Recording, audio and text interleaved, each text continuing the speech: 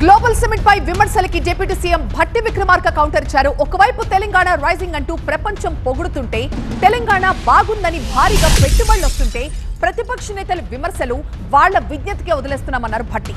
విమర్శల్ని పట్టించుకోబోము, రాష్ట్ర అభివృద్ధే మా లక్ష్యం అంటున్నారు భట్టి విక్రమార్క.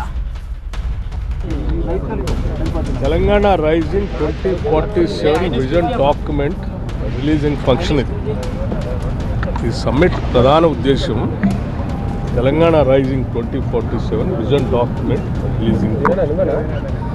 ఈ ఫంక్షన్ సందర్భంగా అనేక మంది, ఇది సమ్మిట్ ఎకనామిక్ సమ్మిట్గా, ఈ విజన్ డాక్యుమెంట్ రిలీజ్ సందర్భంగా అనేక మంది ఇన్వెస్టర్స్ని, ప్రపంచవ్యాప్తంగా ఉన్నటువంటి ఎకనామిక్ గ్రోత్ లీడర్స్ని అందరినీ కూడా పిలిచాం.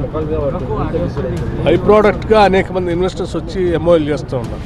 బట్ ప్రధాన ఉద్దేశం అది. సార్, మీరు తెలంగాణ రైజింగ్ అంటున్నారు, బీఆర్ఎస్ ఏమో తెలంగాణ క్లోజింగ్ అంటారు సార్. గ్లోబల్ సమ్మిట్ కాదు, గ్లోబల్ సమ్మిట్ అంటారు బీఆర్ఎస్ వాళ్ళు.